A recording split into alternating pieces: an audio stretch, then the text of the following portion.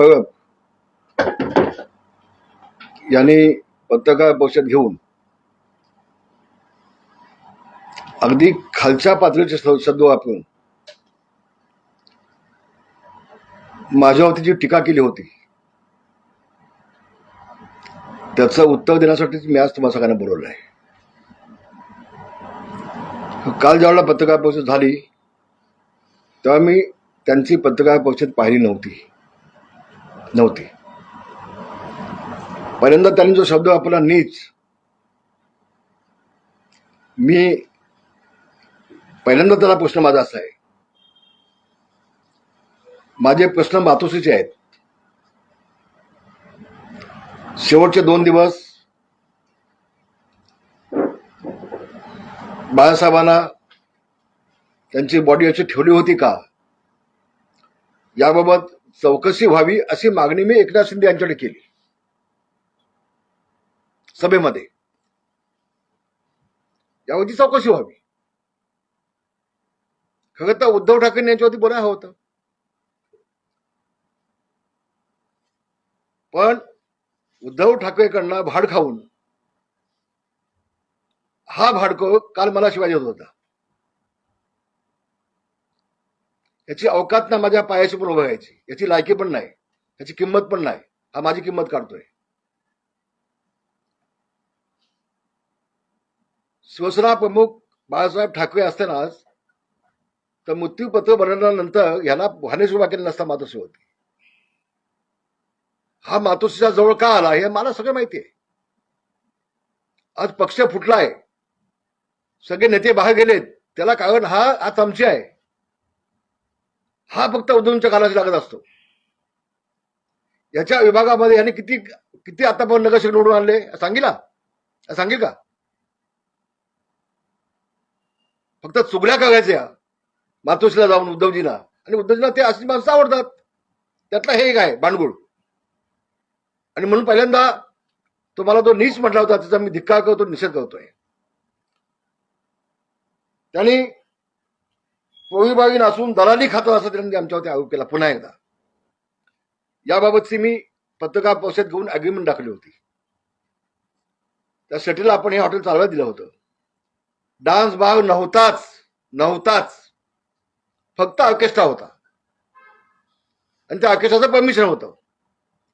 असं असताना फक्त कदम कुटुंबियांना आणि माझ्या पत्नीला आणि माझ्या मुलाला बदनाम करण्यासाठी डान्स बार म्हणून महाराष्ट्रामध्ये सातत्याने बदनाम करायचं काम चाललंय. त्याच्या विरोधात मी सुद्धा आता न्यायालयात चाललोय, मी कोर्टात जातोय.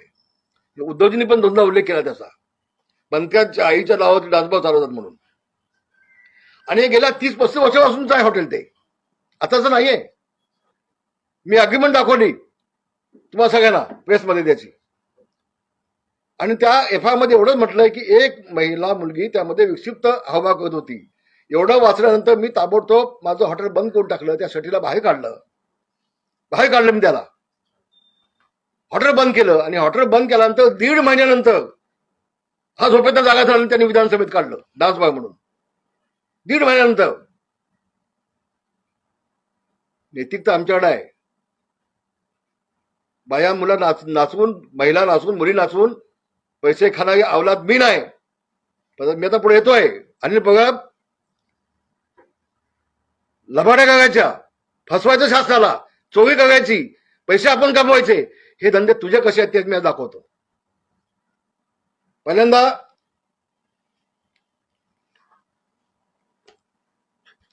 विले पार्ले प्रेमनगर एसआयची योजना चालू आहे, झाली नाही अजून. अनिल पगब यांनी माझ्या अफिडेव्हिट आहे दिलेलं, माझ्या अफिडेव्हिट दिलेलं आहे. अनिल पगब यांनी 8,000 मराठी माणसांना शाखेत बसून दम देऊन तुम्ही तुमची घरं खाली करून घ्या, तुम्हाला सगळ्यांना मी फ्लॅट देईन, हे स्वतः संजय कदम आणि अनिल पगब दोघांनी आश्वासन दिली. स्वतः माझे फोटो आहेत. ज्यावेळेला याचं उद्घाटन झालं, भूमिपूजन झालं, त्यामध्ये देखील अनिल पगब आहेत व्यासपीठावरती, माझ्याकडे फोटो आहेत. आणि या 8,000 लोकांना तिथून खाली गेलं फक्त 1 वर्षाचं भाडं दिलं आणि त्यानंतर गेले 9 वर्ष ही सगळी माणसं, मराठी माणसं ही मुंबईच्या बाहेर आहेत. मुंबईच्या बाहेर आहेत. हा नगाधम अनिल परब पैसे खाण्यासाठी बिल्डरांचं पाय चाटतो. हा चाटू, हा नगाधम, हा नीच, हा भाडखाव. कोणाला तू म्हणतोयस? आणि मग याच्यामध्ये हे ऍफिडेव्हिट मला दिली आहे, प्रतिज्ञापत्र दिलेलं आहे. त्यामध्ये त्यांनी म्हटलं आहे, संजय कदम, अनिल परब यांनी प्रेमनगरच्या प्रोजेक्टमधून भरपूर कोट्यावधी रुपयाचे कमावले. मी व माझ्यासारखे अनेक लोक देशोधडीला लागले. आमचा बिल्डर सहाना ग्रुपचा मालक सुधाकर शेट्टी यांनी अनिल परब याला 2 मर्सिडीज दिले आहेत. संजय कदम यांनी बिल्डरच्या पैशाने स्थानिक पदाधिकाऱ्यांच्या नवीन कोऱ्या बुलेट बाईक वाटल्या. वरील सर्व प्रकारची सखोल चौकशी व्हावी अशी त्यांची मागणी आहे. हे तर तुम्ही वाटल्यास एक घ्या, थोड्या वेळासाठी फोटो काढून घ्या, वाचून घ्या. हे माझं म्हणणं नाही, हे तिथल्या रहिवाशांनी ऍफिडेव्हिट दिलेलं आहे. अशी अनेक ऍफिडेव्हिट माझ्याकडे आहेत अनिल परबची, अनेक आहेत. आणि हा मराठी माणसाच्या टाळूवरचं लोणी खातो. बिल्डर काढून गाड्या घेतो, 2-2 गाड्या घेतो. कुठली गाडी आहे? मर्सिडीज गाडी, 2 मर्सिडीज गाड्या घेतल्या. त्यातले काळ्या रंगाचे आणि कुठल्या कलरचे आहे. आणि हा माझ्यावरती बोलतो. याची अवकात आहे का? याची अवकात आहे माझ्यावरती बोलायची? मला तर मोठं काल असं वाटलं, जे आपल्या मालकाला, उद्धव ठाकरेला खुश करण्यासाठी रामदास कदमवरती मी कसा बोलू शकतो? तुझ्या 100 पिढ्या खाली आल्या पाहिजेत माझ्यावरती बोलायला. आणि म्हणून हा एक विषय अतिशय गंभीर आहे. याची चौकशी करण्यासाठी मी शासनाकडे देतोय. दुसरा मुद्दा त्यांनी मांडला की वरती डॉक्टरांची टीम होती बाळासाहेबांसोबत, आणि बाळासाहेब गेल्यानंतर शेवटच्या दिवशी हे सगळे डॉक्टर आणि आम्ही नेते, आम्ही सगळे जनतेसमोर गेलो असं त्यांनी म्हटलंय कालच्या प्रेसमध्ये. तपासून घ्या. दादांत खोटं आहे, चूक आहे. खोटं बोलला नाही बघ, खूप खोटं बोललाय. मी तुम्हाला दाव्याने सांगतो, शेवटचे 2 दिवस बाळासाहेब ज्या खोलीमध्ये वरती दुसऱ्या माळ्यावरती होते तिथे कुणालाही जाण्याचा अधिकार नव्हता, कोणी जाऊ शकत नव्हतं. हा म्हणतोय असंख्य लोक भेटत होती साहेबांना. चूक आहे. तो दलाली खाऊन बोललाय, तो भाड खाऊन बोललाय. वाडकाव अनिल हा भाड खाऊन बोललाय, काल खोटं बोललाय. महाराष्ट्राच्या जनतेची दिशाभूल केले, फसवलंय.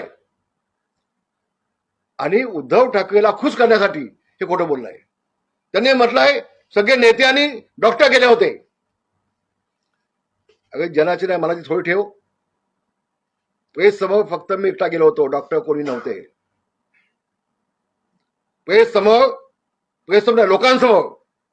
लोकांसमोर, जनतेसमोर, शिवसैनिकांसमोर मी फक्त एकटा गेलो होतो त्यावेळेला. आणि मला सांगितलं होतं बाळासाहेब गेले म्हणून आता जाहीर करून टाका. मी केलं, मी केलं एकट्याने. कोणी डॉक्टर नव्हते. माझा दावा आहे, माझा संशय आहे. आणि म्हणून जर का डॉक्टरांची टीम होती, तुझ्यात हिंमत असेल तर त्या डॉक्टरांची नावं सांग टीमची. चल, कोण डॉक्टर होते, कुठली टीम तरी शब्द वापरलाय ना, मग त्या टीमचं नाव सांग. कोण कोण डॉक्टर होते ते चौकशी होईल त्यांची. होते का?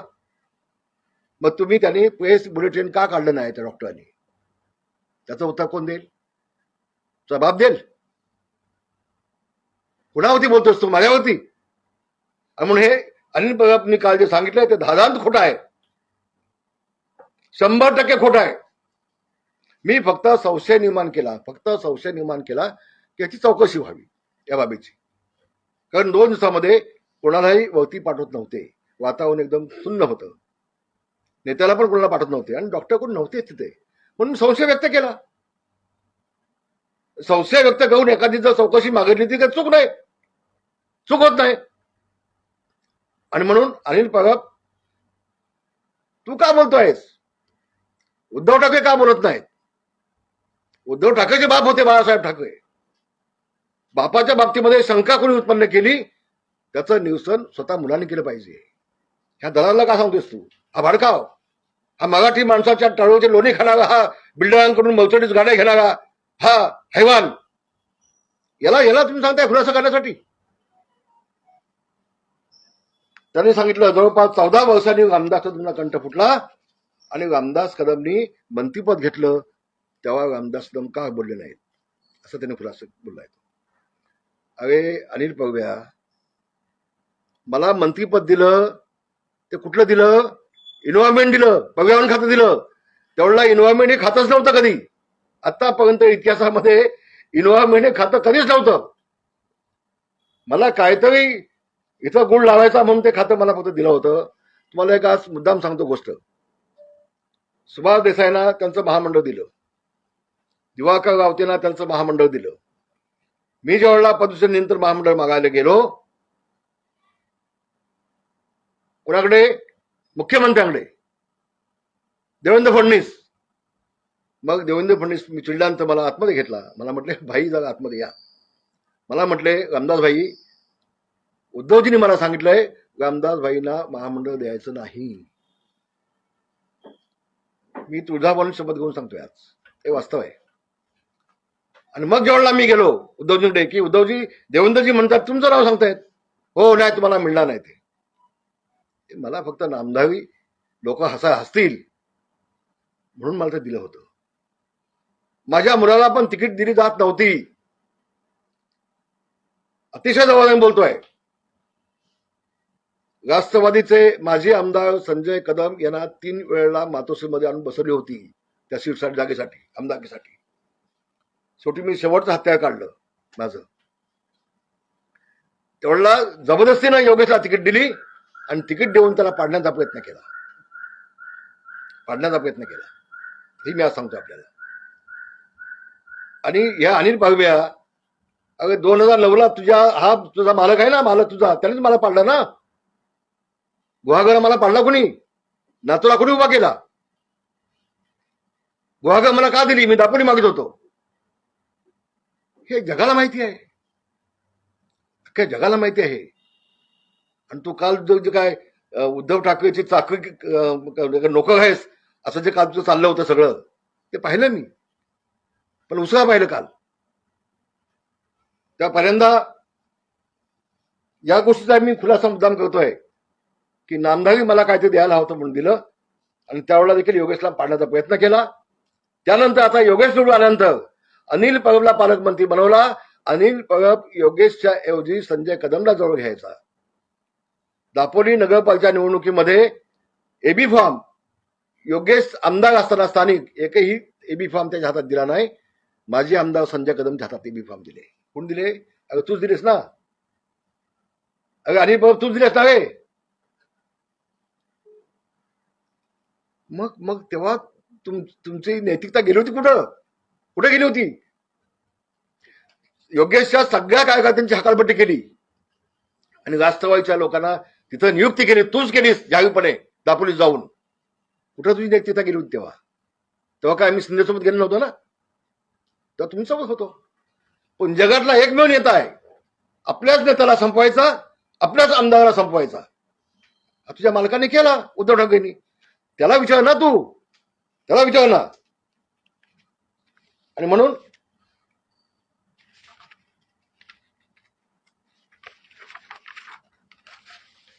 हो, बाळासाहेब ज्या खोलीमध्ये होते त्या खोलीमध्ये 24 तास डॉक्टरचे पथक होतं. नाव सांग पटकन. का प्रेसमध्ये आले नाही ते देखील सांग. का त्यांनी प्रेस घेतली नाही ते सांग. का त्यांनी बुलेटिन काढले नाही ते सांग. का ते लोकांसमोर आले नाही ते सांग. नाही सांगू शकत. रामदास कदमांनी खोटे आरोप केले आहेत. मी आरोप केले नाहीत, मी संशय व्यक्त केलाय. आणि आता मी जातोय ना कोर्टामध्ये तुझ्या विरोधामध्ये. मी जातोय ना तुझ्या विरोधामध्ये, आता न्यायालयामध्ये मी जातोय. आणि तू नाकोटेचं काय सांगतोयस? आता पहिल्यांदा अनिल परबची नाकोटेस केली पाहिजे की त्यांनी मर्सिडीज बिल्डरकडनं घेतल्यात की नाही. कोट्यावधी रुपये त्या प्रेमनगरच्या एसआयच्या स्कीम मध्ये घेतल्या की नाही, याची नाकोटेस ह्या दलालाकडनं झाली पाहिजे. पैसे खाणाऱ्याची बिल्डर काढून. आणि हे प्रकरण मी काढलंय, ही फाईल माझ्याकडे आहे, आता मी हे बोलणार आहे. फक्त योगेश कदमचीच तुला फाईल मिळतात का रे अख्ख्या मंत्रिमंडळामध्ये? याचा अर्थ काय समजत नाही लोकांना का? सगळं कळतंय. आणि म्हणून मी संशय निर्माण केलेला आहे. या बाबतीमध्ये जी नार्कोटिक्स आहे ती पण अनिल परबची केली पाहिजे. अनिल परबची केली पाहिजे. किती पैसे त्यांनी मराठी माणसाला या मुंबईतून बाहेर काढण्यासाठी बिल्डरची सुपारी घेऊन किती पैसे घेतले, त्याची नार्कोटिक्सची अनिल परबची झाली पाहिजे. उद्धव ठाकरेच्या ऐवजी हा खोटं येऊन का बोलतोय, ह्याची नार्कोटिक्स झाली पाहिजे.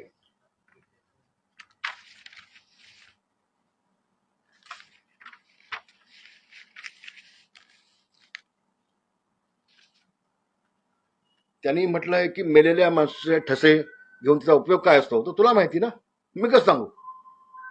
कारण ज्यावेळेला उद्धवजीला, मी पुन्हा सांगतो शपथेवर, ज्यावेळेला उद्धवजीला मी म्हटलं, उद्धव साहेब आपण साहेबांचे पायाचे ठसे घेऊन ठेवले पाहिजेत, ते आम्हाला पूजनीय आहेत, नाही आमदार भाई मी त्यांच्या हाताचे ठसे घेऊन ठेवले, हे उद्धवजींचे शब्द आहेत. आणि म्हणून म्हटलं आमच्या दोघांची नाकोटी व्हावी. त्यावेळेला तो गदड्या, खोटाड्या, भडखाव, तेव्हा तू ते नव्हताच ना, आम्ही दोघेच होतो ना त्यावेळेला मातोश्रीमध्ये. तू कसं सांगू शकतोस? आणि मी म्हणून म्हटलं मी दोघांची नाकोटी झाली पाहिजे आमची. तुझा काय संबंध यामध्ये? तू कोण आहेस? तू काय मातोश्रीचा मालक झालास का? तू का तुला निम्मा हिस्सा दिलाय उद्धव ठाकरेंनी? तर या बाबतीत देखील खुलासा होणं आवश्यक आहे. त्यांनी माझ्या पुतण्याचा उल्लेख केला, त्याच्या पुतण्याने आत्महत्या केली.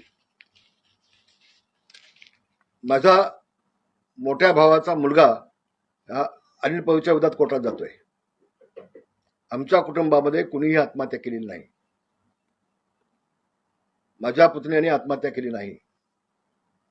सकाळी 5 वाजता धुक्यामध्ये त्याची मोटरसायकल आणि समोर आलेली गाडी याची टक्कर झाली, अपघात झाला. 6 महिने कोल्हापूरच्या हॉस्पिटलला होता आणि 1 वर्ष जगला. घरी आमच्या आणला त्याला आम्ही, आणि नंतर त्याचं निधन झालं. आत्महत्या कोणाची झाली नसताना अशा पद्धतीनं आम्हाला बदनाम करण्याचं पाप हे हे हे हे आणि मातोश्रीचं भाड खाऊन हा जो भुंकतोय कुत्र्यासारखं, त्याचा पहिल्यांदा मी खूप निषेध करतोय. निषेध करतो त्याचा. कुठल्या आमच्या पुतळ्याने मी त्याची आत्महत्या केलेली नाही. तो मुख्यमंत्र्याला सांगतोय हे डान्स बार चालवतात, वाळू चोरतात, जमिनी ढापतात, हडपतात. अरे बाप दाखवून साध्य कर ना. एका जमिनीचा वाद आमच्या कोर्टामध्ये आहे. एक भुवन म्हणून माणूस आहे, तो महसूलमध्ये कामाला होता. त्यांनी ही जागा खेड नगर परिषदेच्या बाहेर आहे असं खोट्या सर्टिफिकेट घेऊन तहसीलदारांना निकाल लावून घेतला होता, कुळ लावून घेतलं होतं, आणि त्याचं सिद्ध झालंय. ते सिद्ध झालंय चौकशीमध्ये. तर अशा लोकांच्या कंप्लेंट घ्यायच्या आणि विधानसभेमध्ये मांडायच्या आणि चला योगेश कदमचा राजीनामा घ्या. तुझ्या बापाची ठेवाय का रे? काय विधानमंडळात तूच पाहिलंस का? मी 32 वर्ष काम केलंय विधिमंडळामध्ये. तू तर फार मला ज्युनियर आहेस. आपण काय बोलतोय? या जमिनी ढापणं, अमुक करणं, हे आमचं काम नाहीये. हे आमचं काम नाहीये. हे पाप आमच्याकडे झालं नाही. फक्त उद्धव ठाकरेला खुश करण्यासाठी काल तू हे बोलास. तुमचं सरकार ढागळतंय, मुख्यमंत्र्यांना सांगतोय राजीनामा घ्या योगेश कदमचा. अरे तुझ्यासारखी नालायक माणसं या शिवसेनेला डाग लावतायत, डाग लावतायत. बिल्डरगांना पैसे खातोयस. खरं तर आमदारकी म्हणून तुला हकालपट्टी केली पाहिजे. तुझी हकालपट्टी झाली पाहिजे. आणि शेवटचा मुद्दा मी घेतोय.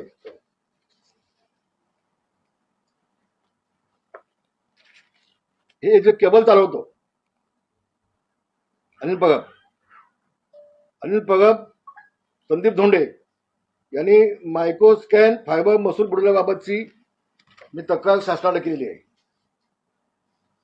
कोट्यावधीचं महसूल हे अनिल परबने बुडवला आहे शासनाचा. याबाबतची सगळी माहिती मी मुख्यमंत्र्यांना पाठवतोय. हा चोर आहे, चोरी करतोय शासनाची अनिल परब.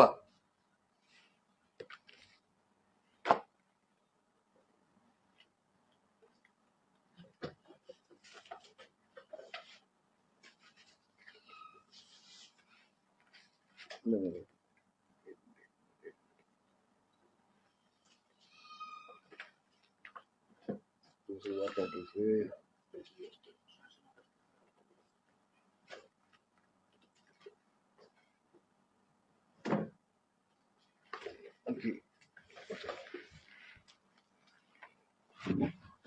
ती खालचं खालचं ही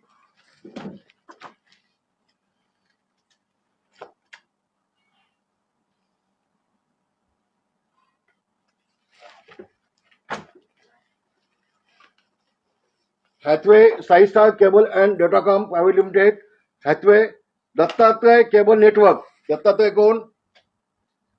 अनिलचा बाप, अनिलचा बाप दत्तात्रय केबल नेटवर्क. किती पैसे चोरी केलेले आहे याच्यामध्ये केबलमध्ये, हे सगळं महाराष्ट्र शासनाला मी देतोय, सगळं महाराष्ट्र शासनाला देतोय.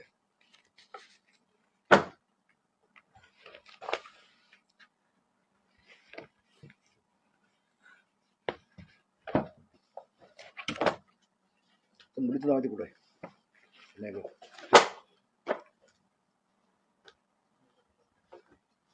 मुलीचं नाव कुठे? नाही,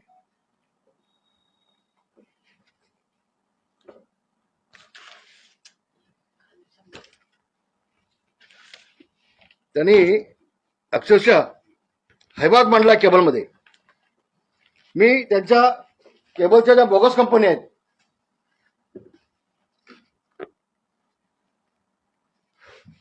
त्याची शासनाने कंप्लेंट केली आहे. बोगस कंपन्या काढायच्या, त्या लॉस मध्ये गेल्या असं दाखवायच्या आणि टॅक्स चुकवायचा. मुलीचं नाव आहे कुठे आहे? अनिल परब याच्या मुलीच्या नावानं केबल कंपनी आहे. मी देतो तुम्हाला, मी 5 मिनिटामध्ये सगळं वाट लावून ठेवलेलं.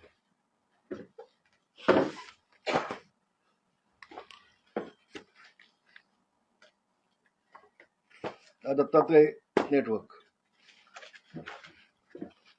बघू, नाही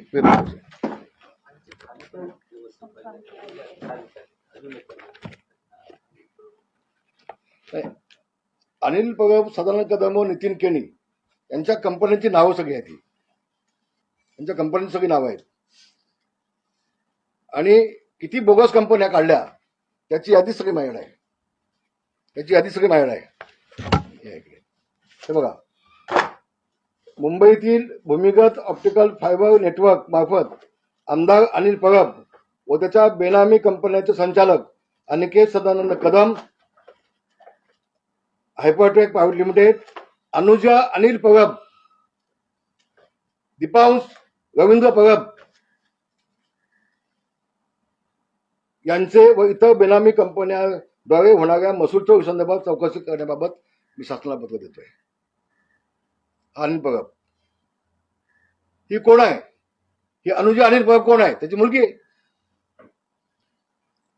दीपांश रवींद्र परब कोण आहे? कोणत्या जवळ घरचा माणूस आहे, जवळचा. हा याच्या बापाच्या नावानं, याच्या मुलीच्या नावानं, यांच्या जवळच्या नातेवाईकाच्या नावानं अशा बोगस कंपन्या काढून वरना उजळ माताने फिरतोय. हा तो मी नव्हेच. आणि रामदास कदमावरती बोट दाखवतो. याची म्हणे किंमत काय नाही बाजारात. तुझी किंमत आहे का रे? तुझी किंमत आहे म्हणून हा शासनाला फसवणारा दलाल, दलाल हा बिल्डंग करणार, दलाली खाऊन मराठी माणसाला मुंबईच्या बाहेर फेकणारा हा दलाल. हा दलाल कसा माझ्यावर बोलू शकतो? उद्धव ठाकरे तुम्ही बोला ना, हिंमत असेल तर. आणि मी फक्त संशय व्यक्त केलाय, संशय, आणि याची चौकशी व्हावी अशी मागणी केली आहे मी. संशय व्यक्त करणं गुन्हा नाही, गुन्हा नाही. चौकशी व्हावी, त्याची चौकशी व्हावी. म्हणून मी मुख्यमंत्र्यांना भेटणार आहे. मी मुख्यमंत्रीच नाही, या देशाचे गृहमंत्री अमित शहाजी यांना मी पत्र देणार आहे की याची गांभीर्याने दखल घ्यावी आणि याची चौकशी व्हावी. माझा संशय आहे फक्त. मी दावा नाही केला, मी आरोप नाही केला, माझा संशय आहे आणि माझा संशय दूर व्हावा. कारण एक डॉक्टर मला भेटला होता त्याच्यामधल्या टीम मधला, त्या डॉक्टरांनी संशय व्यक्त केलाय. त्या डॉक्टरांनी असं सांगितलं मला की आम्ही पुन्हा पुन्हा सांगतो उद्धवजींना, साहेब गेले, तुम्ही डिक्लेअर करून टाका. पण उद्धवजी ऐकत नव्हते. डॉक्टरांनी मला सांगितल्यानंतर मला संशय आला आणि मी बोललोय. संशय व्यक्त करणं गुन्हा नाही, नाही गुन्हा.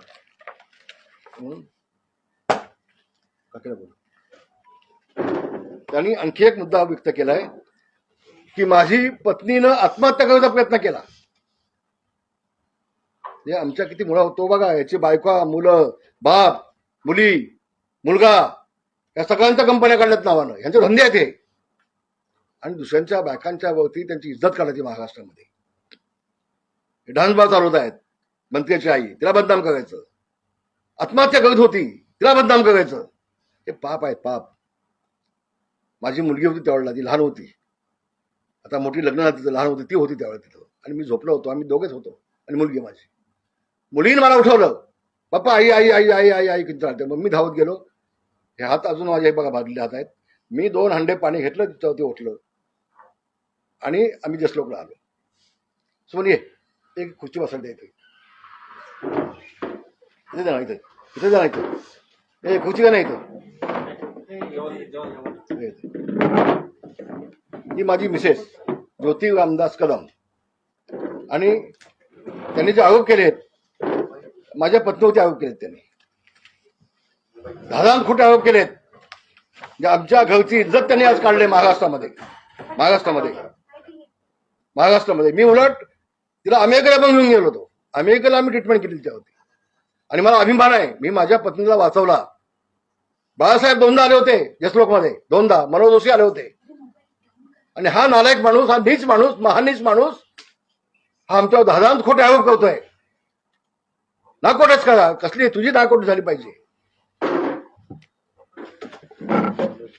बोल सांग. हा, जे काल त्यांनी आरोप केले, एक मिनिट.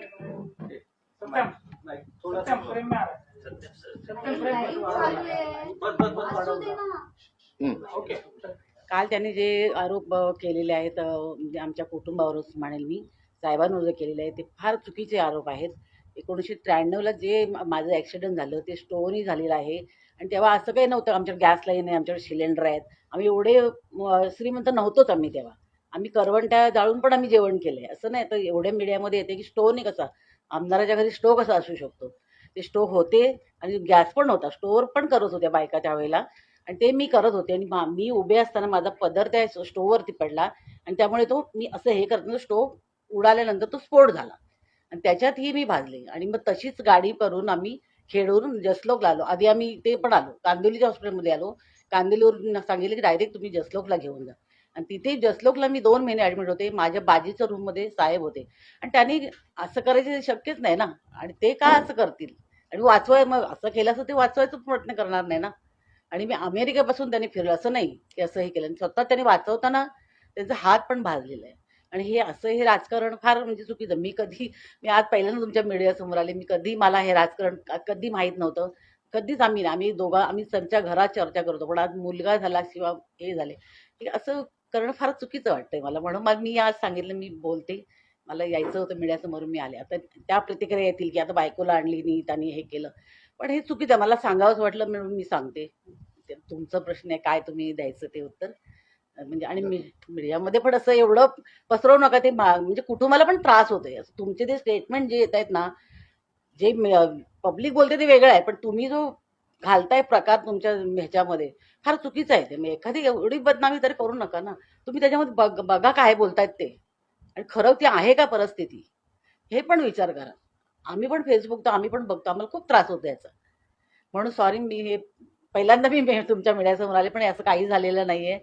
आणि आमचं त्याच्यानंतर आम्ही आता आमच्या लग्नाला आमच्या 47 वर्ष झाली. असं नाही आहे ना, हे खोटं आहे सगळं. जे काय राजकारणासाठी तुम्ही फॅमिलीचा उपयोग करायला नाही पाहिजे असं मला वाटतं.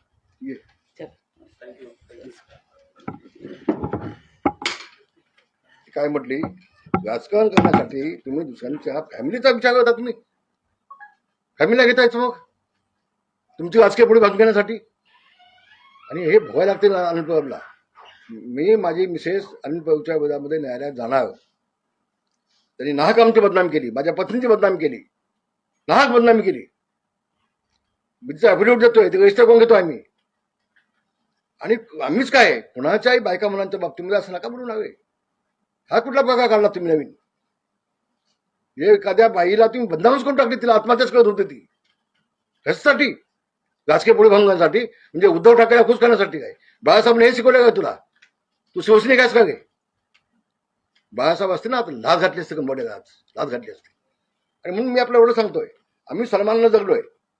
तो आमच्या त्या दिवशी अमावस्येचा दिवस होता, मला अजून आठवतंय. अमावस्येचा दिवस होता, काळा दिवस होता आमच्यासाठी तो. आणि मी संघर्ष करून तिला जिवंत ठेवला.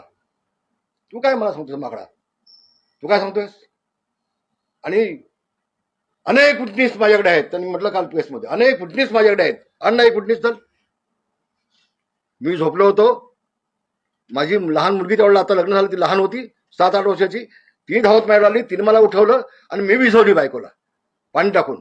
बाकी चौथा माणूस कोण नव्हता तिथे. तू साक्षीला काय सांगतोस माझ्याकडे आहेत म्हणून? हे दादांत खोटं बोलतोय. हा दादांत खोटं बोलतोय. महाराष्ट्राची जनता याला कधी माफ करणार नाही.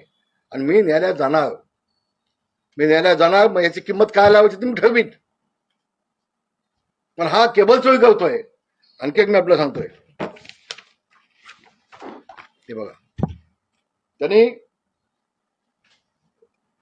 पनवेल ते राजापूर केबल लाईन टाकली हायवेला. पनवेल ते राजापूर केबल लाईन टाकली हायवेला. एकही पैसा शासनाला दिला नाही. मी माहितीच्या अधिकाऱ्यांनी माहिती मागितली, ही माहिती आहे. त्यांनी सांगितलंय आमच्याकडून परमिशन घेतलं नाही.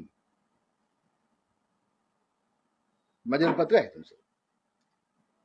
जवळजवळ 700 कोटीचं नुकसान शासनात झालंय. 700 कोटीचं. हा अनिल पवार काल जो उजळ मात्यानं पत्रकार परिषद घेत होता ना येऊन तुमच्या समोर, महाराष्ट्र समोर, हा नीच माणूस आहे, नीच, महानीच आहे. धादान खोटं बोलतोय तो. तर अशा शासनाच्या चोऱ्या करायच्या, शासनाला फसवायचं, बिल्डरांना फसवायचं, मराठी माणसाला फसवायचं, पैसा कमवायचा. मग मला वाटतं कदाचित तो पैसा कमवून उद्धव ठाकरेंना देतो काय? हा असा बेनामी पैसा, काळा पैसा बिल्डरांना घेऊन, केबलचा काळा पैसा हा उद्धवजींना देतो की काय, असं शंका यायला की मला. आणि म्हणून उद्धवजींनी आम्हाला जवळ ठेवला अशा माणसाला. तर धंदे तुझे काय ते पालन बघ. योगेश कदमचं तू काढणार सगळे, हे सगळं मी देतो आता मुख्यमंत्र्याकडे. तुझंच हे सगळं मुख्यमंत्र्याकडे देतो. आणि मुख्यमंत्री सांगतोय घे काय निर्णय घ्यायचा तो याच्या बाबतीमध्ये. अशा माणसाला ठेवणार का तुम्ही विधिमंडळामध्ये? मी घेणार निर्णय आता. आणि म्हणून काल जे पत्रकार परिषद घेऊन तदांत खोटे असे विषय मांडले, तर मी धिक्कार करतोय, मी निषेध करतोय. आम्ही प्रामाणिकपणे जगलोय. मी माझ्यावरती कधीही कुठं डाग लावून घेतला नाही. स्वतःवरती इतके वर्ष राजकारणामध्ये आहे, कुठेही कधी डाग लावून घेतला नाही मी. माझी पत्नी, माझी मुलं कशी आहेत अख्खा जग बघतोय. आमचं कुटुंब खूप चांगलं आहे. काल त्याने आग लावायचा प्रयत्न केला, महाराष्ट्रासमोर वेगळ्या पद्धतीनं ते मांडलं. त्याचा मी धिक्कार करतोय, निषेध करतोय. आणि अनिलला एवढं सांगेन, तू खूप लहान आहेस अजून, खूप लहान आहेस. तुझ्या मालकाला उद्धवला खुश करण्यासाठी तू काल जे बोललास, याची पर्यंत आपण सगळ्यांनी परीक्षा घेतली पाहिजे, त्याची चौकशी केली पाहिजे. अनिल पवारची हा खोटं का बोलतोय, त्याची नाकोटेस केली पाहिजे. हा खोटं का बोलतोय, ह्याची नाकोटेस केली पाहिजे. तू कोण आहेस? आणि रामदास कदमला बोलण्या इतका तू मोठा नाहीस का बाबा? तुझी अवकात तेवढी नाहीये. हे तर काही नाही, अजून पुष्कळ गोष्टी काढतोय. हे काही नाही, अजून पुष्कळ गोष्टी मी काढतोय. हे दे, हे दे, हे दे. हे सगळं मी काढून ठेवलंय. लवकरच तुला कळेल हे काय आहे ते. सगळं काढून ठेवलंय तुझं. आणि म्हणून कुणावरती आपण बोलतोय, कुणावरती आपण आरोप करतोय. ह्याचे बंगले बांधले, त्याचे बंगले बांधले, सांग ना हिंमत असेल तर. आणि फक्त खोटं बोल, पण गटून बोल. 42 मिनिटं काल तो बोलला बघा वेसमध्ये, दादांत खोटं बोलला. तर अजून आहे सगळ्याची 3-3 वर्षाची आम्ही सगळं हे माहिती घेतली, सगळी मी काढले, त्या कंपन्यांची काढले. चालला अभ्यासात आमचा, समजेल त्याला, कळेल त्याला. मी असंच नाही बसलोय. काल अनिल परबांनी जे आरोप केले तर त्या आरोपांचा संजय राऊतांनी समर्थन केलेलं आहे. त्यांनी असं म्हटलेलं आहे की रामदास कदमांची लायकी नाहीये बाळासाहेबांवर बोलायची, त्यांनी बोलू नये. आणखी त्यांच्याबद्दल मी संजय गावताला सांगेन, एक मिनिट, संजय गावताला मी सांगेन, संजय गावजी, बाळासाहेबांच्या वरती मी कधी बोलणार नाही, ते मला पाप होतील. ते माझं दैवत आहे, माझे गुरु आहेत ते, त्यांनी मला घडवलं आहे. मी बाळासाहेबांच्या वरती बोलत नाही. शेवटचे 2 दिवस बाळासाहेबांना ठेवलं होतं का असंच, हा संशय व्यक्त केलाय मी. संजय गावतांनी पहिल्यांदा समजून घ्यावं आणि मग बोलावं. मी जबाबदार माणूस आहे, एक नेता आहे मी. मला बाळासाहेबांनी नेता केलाय, मला बाळासाहेबांनी नेता केला आहे. एक जबाबदार माणूस आहे मी. मी संशय व्यक्त केलाय. तिथे डॉक्टर नव्हते आणि अशी कुजबूज चालली होती, चर्चा चालली होती की डॉक्टर उद्धवजींना सांगत होते की तुम्ही जाहीर करून टाका गेलेत म्हणून साहेब, पण ते 2 दिवस केलं गेलं नाही, अशी चर्चा चालू होती तिथं देखील. आणि म्हणून मी संशय व्यक्त केलाय. बाळासाहेबांच्या वरती बोलणं माझ्या आयुष्यात कधीच होणार नाही. मगन पत्करेन, पण साहेबांच्या वरती कधी मी बोलणार नाही, कधी बोलणार नाही. साहेबांच्या बाबतीमध्ये जे घडलंय गेल्यानंतर, मृत्यू झाल्यानंतर, त्या बाबतीमध्ये मी संशय व्यक्त केला. हा दोघांमधला फरक आहे. आता बोला, आणि काय हवं तुम्हाला? समाधान झालं नक्की? हा, आता ह्यांना पण विचारून घ्या.